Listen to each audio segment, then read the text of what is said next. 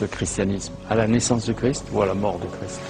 C'est une question qui a beaucoup travaillé tous les chrétiens. Alors on peut se dire ça commence à la naissance de Jésus, mais on ne sait pas quand il est né, donc ça tombe mal. C'est peut-être à sa mort, mais on ne sait pas non plus quand il est mort. On a une fourchette, mais on ne sait pas exactement quand il est mort. On peut se dire que c'est au moment où Paul va vers... D'accord, mais 15 ans d'études, vous avez la réponse? Non, parce qu'il n'y a évidemment pas une réponse. On peut pas. Si on désigne une date... La date, elle est forcément un point de vue, je dirais, dogmatique. On peut choisir dogmatiquement de dire ça commence là. En réalité, ça ne commence pas là. Ça commence. Est-ce que ça commence au moment où Constantin adhère au christianisme ou quand Théodose en fait la religion officielle et obligatoire de l'Empire? On ne sait pas. Vous savez, moi, je pense qu'il y a une vraie rupture, c'est vrai, entre à partir du moment où ça devient la religion officielle de l'Empire. D'ailleurs, il y a une chose très intéressante, c'est de voir que l'histoire chrétienne s'est quand même beaucoup nourrie de son martyrologe. Or, qu'est-ce que constatent tous les historiens? Il y a eu finalement assez peu de martyrs du temps des empereurs païens, enfin beaucoup moins qu'on l'a raconté ensuite, mais il y en a eu beaucoup plus à partir du moment où on est devenu la religion officielle et où de religion persécutée, on est devenu persécutrice. Alors là, il y a une rupture très forte, et on a beaucoup cité la phrase célèbre d'Alfred Loisy qui disait « Jésus annonçait le royaume et c'est l'Église qui est venue ». Eh bien oui, la séparation entre les deux n'est pas simplement une coupure, je pense que c'est vraiment un gouffre. Vous dites le christianisme devient romain alors qu'il était jusque-là plus oriental qu'occidental. Et vous montrez qu'il y a 16 surprises qu'aurait Jésus s'il revenait sur Terre. Il y en a quelques-unes, il serait surpris. Oh non, mais il serait surpris de beaucoup de choses. D'abord, la première chose dont il serait surpris, c'est simplement que le monde existe encore. Puisque pour Jésus, il attendait, comme tous ceux de son temps, la fin des temps pour ceux de sa génération. Mon royaume n'est pas de ce monde. Il paraît qu'il n'a pas dit. Non, ça c'est une trouvaille extraordinaire de l'auteur de l'Évangile selon Jean. Il ne reconnaissait pas Jérusalem. Ah non, puisque Jérusalem a été romanisée après la défaite de 135.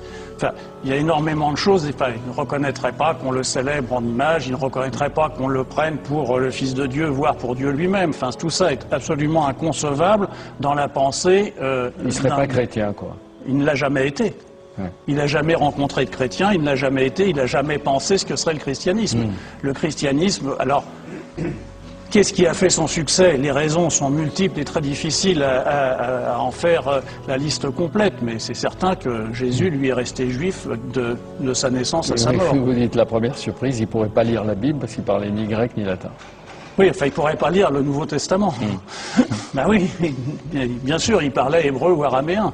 Il parlait peut-être les deux, mais... Alors, on a fait des théories, mais évidemment, on peut dire aussi, s'il était Dieu, bien sûr, il pourrait lire le grec sans aucun problème, mais... Ouais. Vous êtes devenu, dites-vous, la matière d'une histoire sidérante, celle d'un être humain qui vit, meurt et ressuscite, celle d'un homme ordinaire, humilié, torturé, assassiné, qui s'avérera être le Fils de Dieu, puis l'incarnation de Dieu, Dieu lui-même. Oui, c'est le chemin que fera le christianisme, qui finira par reconnaître un individu, et ça sera, à ce moment-là, on passera de Jésus au Christ, c'est-à-dire de la personne historique sur laquelle il n'y a aucun doute, contrairement à Homère. On est certain que Jésus, en tant qu'individu, a existé. Ensuite, on a construit une figure théologique qui est le Christ, qui amènera notamment le premier concile œcuménique à Nicée, où il faudra savoir si le Christ et Dieu sont différents. S'il y a une hiérarchie, on finira par conclure qu'ils sont de même nature. Constantin, premier empereur romain à embrasser la foi chrétienne, a ordonné aux évêques de mettre fin à leur furieuse querelle théologique.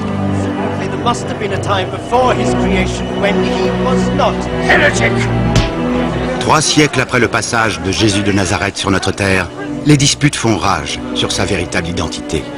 La décision imposée par l'empereur définira le dogme chrétien pour les 18 siècles à venir. Supreme Sovereign, fellow ministers, this is the creed to which we have unanimously declared ourselves signatories.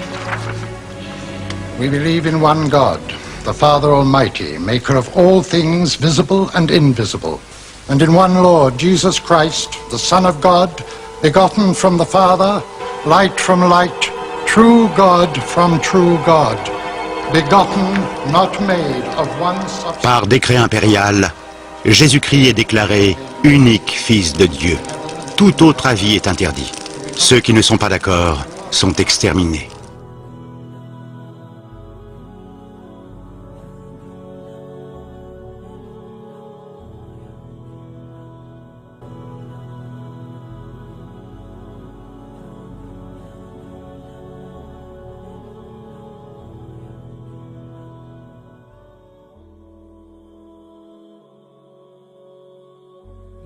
أعوذ بالله من الشيطان الرجيم بسم الله الرحمن الرحيم وإذ قال الله يا عيسى ابن مريم أأنت قلت للناس اتخذوني وأمي إلهين من دون الله قال سبحانك ما يكون لي أن أقول ما ليس لي بحق إن كنت قلته فقد علمته تعلم ما في نفسي ولا أعلم ما في نفسك إنك أنت علام الغيوب ما قلت لهم إلا ما أمرتني به أن اعبدوا الله ربي وربكم